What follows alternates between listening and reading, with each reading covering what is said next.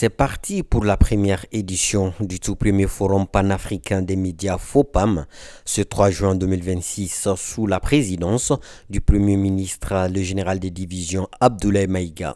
La rencontre organisée par la Maison de la Presse de Bamako, en collaboration avec d'autres acteurs médiatiques du Mali et de l'AES, qui se tient au CICB, ambitionne de rassembler toutes les fêtières de la presse africaine autour d'une vision commune dans un contexte géopolitique instable où la maîtrise de l'information reste cruciale. Le thème qui est unir les voix et renforcer les liens entre les médias d'Afrique rime parfaitement avec l'esprit de ce forum. Ce forum n'est pas seulement une rencontre professionnelle. Il est l'expression d'une Afrique qui prend davantage sa responsabilité dans la production, la diffusion et la maîtrise de son propre récit. Durant 4 jours, les professionnels de l'information et de la communication venus de plusieurs pays africains réfléchiront sur des thématiques liées à la paix, à la guerre informationnelle, à la désinformation, à l'IA, à la souveraineté narrative et à la formation des journalistes. Il nous faut, nous, médias panafricains, nous donner la main en créant une synergie d'action afin d'avoir du répondant. C'est à nous de raconter nos histoires. C'est à nous aussi de relater les actualités nous touchant. Parce que l'union fait la force, c'est ensemble que nous ferons face à la désinformation, à la manipulation, au lavage de cerveau. La tenue de ce forum à Bamako revêt une portée toute particulière. Elle témoigne du rôle croissant du Mali dans les débats stratégiques africains et de sa volonté de contribuer activement à la réflexion collective sur l'avenir de l'information et des médias sur notre continent.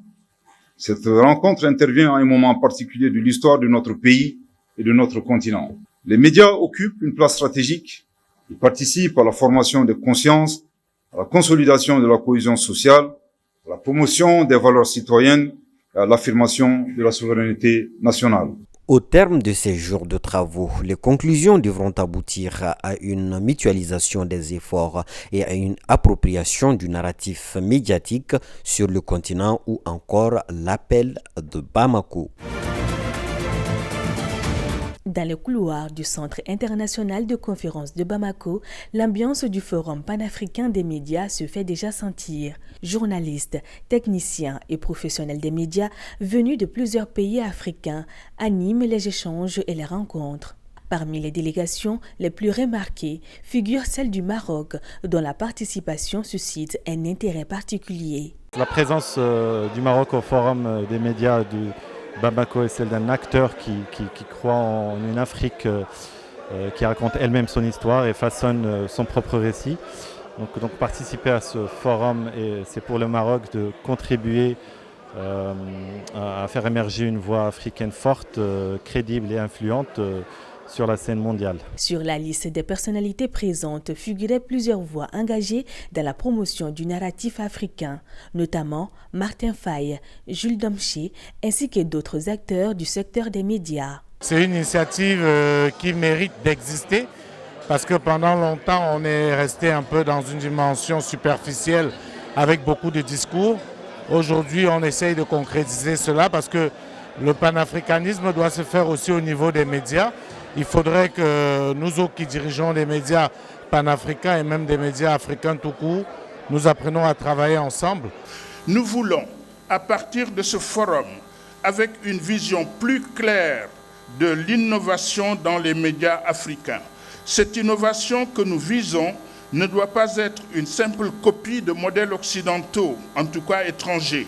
Nous sommes venus chercher ici à Bamako comment rationaliser l'aide aux médias, les subventions et la publicité, car la guerre informationnelle a un coût. Nous sommes une république debout et les médias constituent un véritable pouvoir. Donc à ce titre-là, nous devrons consolider nos acquis. Nous devons rester debout face à l'envahissement des canaux occidentaux. À cette ouverture du Forum panafricain des médias, marquée par une forte mobilisation des acteurs des médias africains, pendant 3 jours, les échanges porteront sur la construction des narratifs africains autour des réalités et de l'histoire du continent. Pour la première journée du Forum panafricain des médias, plusieurs panels de haut niveau ont été mis en place. Pour le premier, 4 sous-thèmes ont réuni des figures importantes du paysage médiatique autour de Daouda Mariko, directeur de la radio Kénédougou. Le numérique a modifié nos habitudes de consommation. Le numérique a eu un impact sur la façon de transmettre les informations et sur la façon également de consommer les informations. Il y a également les questions géopolitiques qui interviennent dans le traitement de l'information ainsi que la construction de la souveraineté narrative. La formation des journalistes africains pour faire face à ces narratifs est essentielle, obligatoire et je dirais même indispensable. Les échanges ont ensuite porté sur la liberté de la presse et son rôle dans la promotion d'un narratif souverain avec l'intervention d'Alexis Kalambri, directeur général du groupe de presse Mali Tribune. Sur nos tropiques, il y a énormément de priorités ou du moins de préalables à prendre en compte. Ce sont les pressions économiques et administratives, les influences des puissances extérieures, la dépendance technologique. Pour les journalistes, il nous faut améliorer notre qualité éditoriale et la souveraineté de terrain. La question de l'autorégulation et de la corégulation comme mécanisme pour garantir une information plus responsable a également été abordée par Seydou Sissouma, membre du Collège de la Hague. Le journalisme, c'est 2 choses.